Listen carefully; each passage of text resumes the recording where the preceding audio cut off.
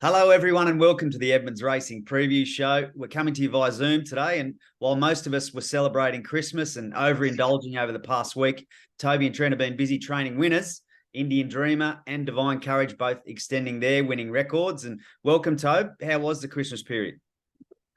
Morning, Adam. How are you? Christmas is always good. It's a busy time for us, especially heading towards Magic Million day and week. Nothing much changes. Christmas Day just another day. Luckily enough, it was on a Sunday this year. There's no we didn't have runners on the Monday, so it wasn't as intense, but it was still a work morning and afternoon and a bit of lunch in between. Yeah, well, the horses don't know it's Christmas, do they? So anyway, hopefully yourself and the team got a bit of downtime, and I guess the winners definitely helped keep spirits up. Indian Dreamer, he got his head down right on the line, and the lead up, he'd been a little bit unlucky here or there, and it was probably a well-deserved win. You're right. He's a horse that doesn't win that often, but is always thereabouts, especially when he gets to his right distance. I thought his runs have all been good. So he kicked off over at the Gold Coast in a Open 1200 where he sprinted well, fresh, running third. He then he went up to Durban and ran second. So he's been really consistent without winning. And it was good for the Lucky Clover guys who great supporters of ours and really good stable clients and been friends for a long time. So it was good of them to be able to get a win Christmas Eve.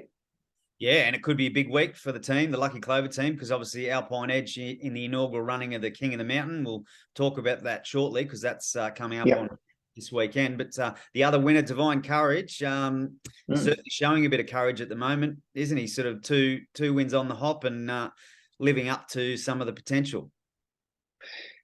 Yeah, he's always shown good ability, that horse. He's been a little bit of a work in progress. He was naughty in the barriers for quite some time where he wasn't stepping away and he was sort of, getting way out of contention and then having to make huge runs at them. But he's beginning well now, put himself right up on the speed. And Andrew Mallion rode him beautifully the other day from an outside draw.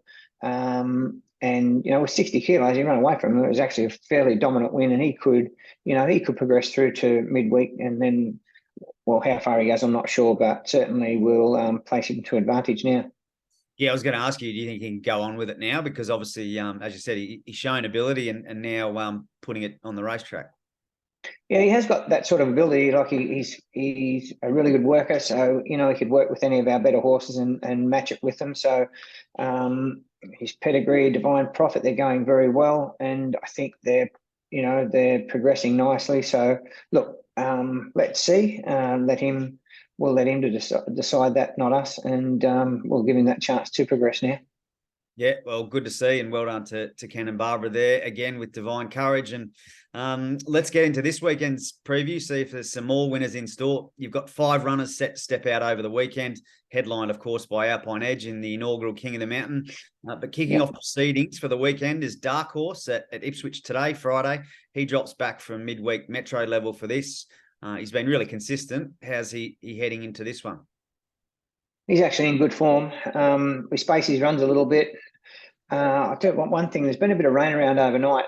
Ipswich is a soft 5 at the moment, so that's encouraging. He loves the going. So, if they happen to get a soaking throughout the day, and it gets to, the track's downgraded or anything, it won't affect him whatsoever. He loves the sting out of the track, and the heavier the better. So in that regard, that's fine. Although he has performed his last couple, he's performed really well on quite firm tracks. So, like his win at the Gold Coast was on a very, very firm track. The same day, Storm the Fortress won his second race. And, again, the other day when he ran third was pretty firm as well. So, track condition shouldn't worry him. He's got a really soft draw, bit of weight. This race has come back from 1350 to 1200 because the chute's out of play at Ipswich today for some reason. So the distances are shortened up a tad, but look, he's he's in good form. He looks a horse to beat in that race. A couple of chances around him. Adam Campton's got one in there that's got a bit of form. I'd say David Van Dyke's horse up the top is resuming, but did run in a Queensland Derby, but it's obviously got a bit of quality about it. Formerly trained by Michael Costa by the look of it. So there's a couple of chances in the race, but our guy is as good a chance as those two, or however many chances there are. Yeah, well, he's been in form, hasn't he? He's a pretty consistent Yep. fellow. So good luck to Connections there. Hopefully the consistent form continues. All right, Doomben Saturday, Storm the Fortress, the in-form Storm the Fortress. He's looking to add to his defence. Lines up in the Group 3 Vo Rogue Plate. And as we've mentioned previously, he's en route to the Magic Millions 3-year-old Guineas. And with the competition around, obviously would need this to get a start in the race. He needs a bit more prize money by the look of it. So look, he's drawn sticky. So would have loved to have drawn softly, but that unfortunately didn't happen. So the jockey's going to really have to ride him really well to get into the running line somewhere. But you know, I suppose each time we've asked this horse for a bit of an effort or raise the bar a little bit, he's been able to meet that level and ended up winning his here on a Saturday the other day. So look, he's in good form. Bit of a step up or big step up in grade tomorrow, but his horse in form, looks a progressive type to me, and I think he's a top 3 chance. Obviously Stephen O'Day's horse Scroll, I think it is, drawn softly, is going to get a lovely run, just behind them there. And if we can sort of get on the back of maybe Count de Beans or something like that, if we're within striking distance, he'll be really strong through the line. So that's one thing. The distance isn't any issue. And I notice a couple of these horses are getting to the distance for the first time. Went back through Scroll's form. I think, especially this time through, it hasn't been to the distance, but our guy has, and he'll be very strong through the line. I'm confident. Okay, well, he's been pretty strong to date, hasn't he? So, as you say, every time you've asked him to raise the bar, he's met the challenge. So, good luck to Spice the Thoroughbreds team and partners there, and be great to have another runner in the 3-year-old Guineas if he were to win and get enough prize money to get in. He probably needs just a place, I think we'll get him in. Hopefully, like those fields are all, the noms close so early. So, the order of entry is what it is. And you'll find that race come right apart. So I'd suggest, we might just need to get into the prize money somewhere, and we're a pretty good chance of getting in off there. All right, very good. Fingers crossed in the Vo Rogue Plate. We then turn our attention to the feature meeting at Toowoomba, New Year's Eve, the night meeting, which follows on from Doomben. Alpine Edge and Motivated Miss heading up the range together. Motivated Miss, 3-year-old filly who lines up for start number 3 and has had some time between runs also. What can we expect from her? Look, she's been quite disappointing. Her work, she gallops quite well on the track. She works with some nice horses and works with them. So she should be performing a little better. She's sort of going up the mountain tomorrow as a partner for Alpine, but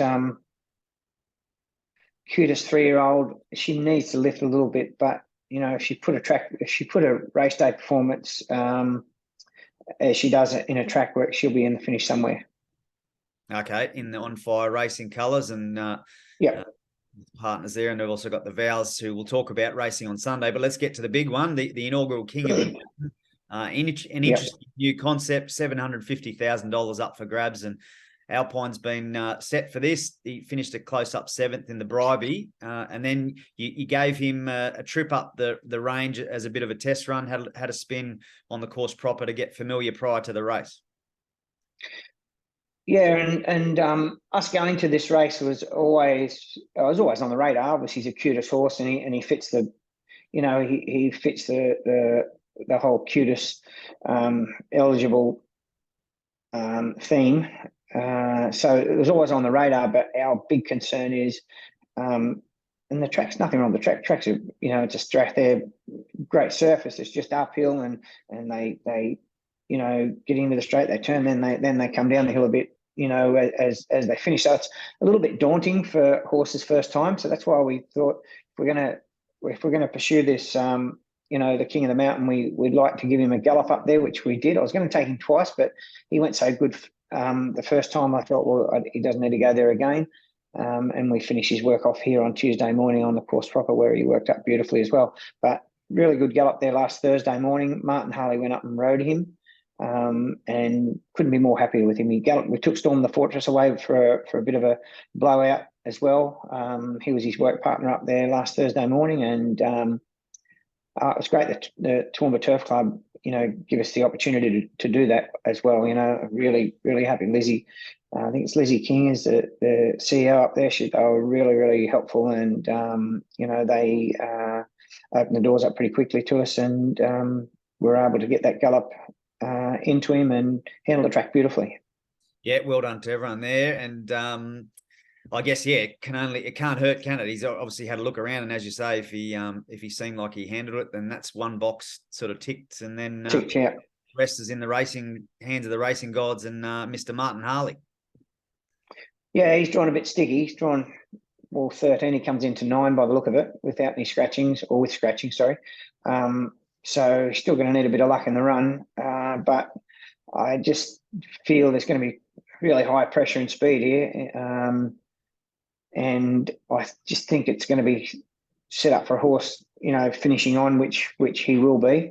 As long as he gets a trouble-free run throughout, he will be right in the finish, I feel.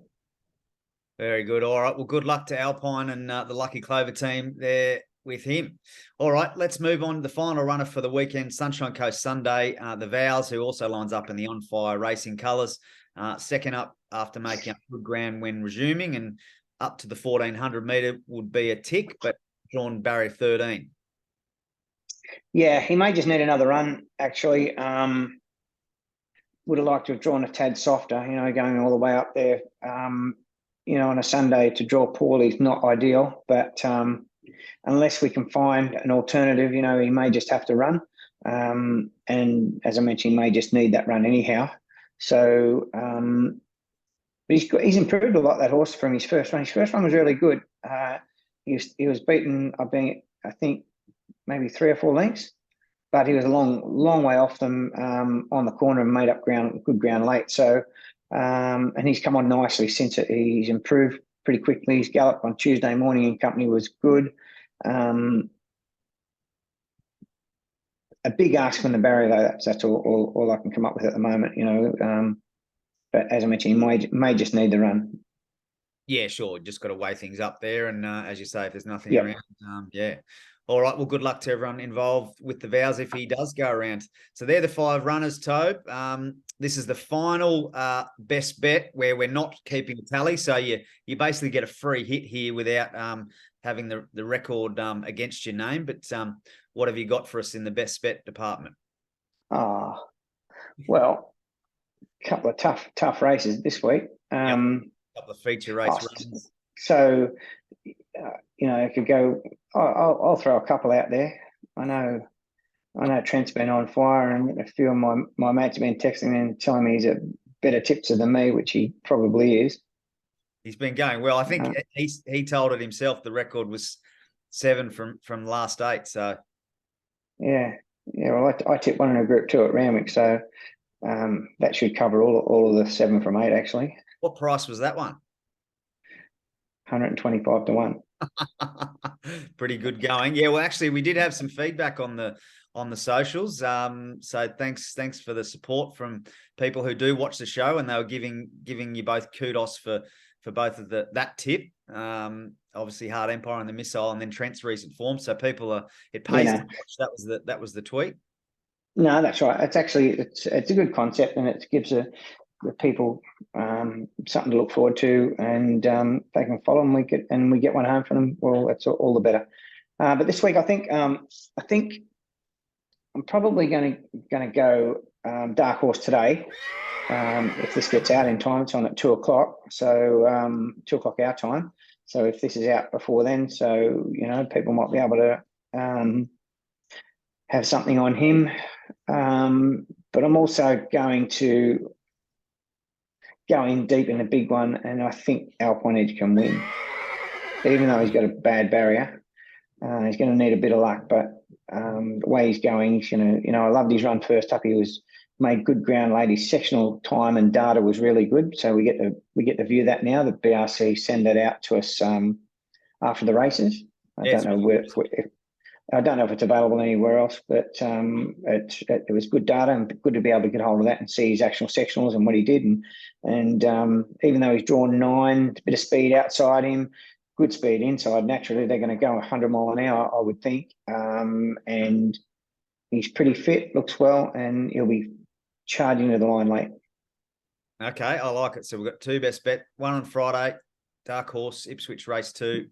And then into Toowoomba race 6, number 5, Alpine Edge at 8:30 on New Year's, and that'll make it a good finish to 2022 if you can get both of them. Yeah.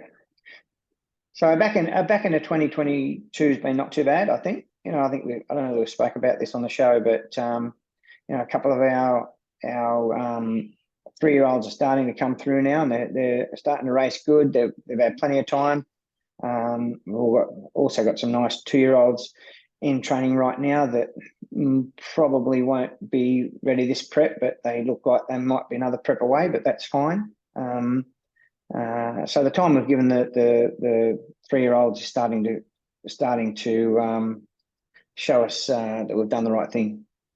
Yeah, for sure. Patience has paid off there, hasn't it? So finished the year with a lot of momentum, and it's a busy start to the year as well, isn't it? Exciting time with the Wave meeting to kick things off next weekend, and into Magic Millions.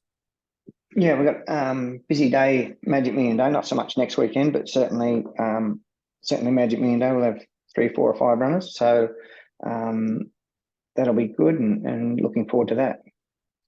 Very good. All right, well, that just about wraps us up, I think, Tobe. So good luck over the weekend. Hopefully the best bets gives some people a great finish to the new year. Thanks, Ads, and hope everyone has a lovely new year and also had a great Christmas. Thank you.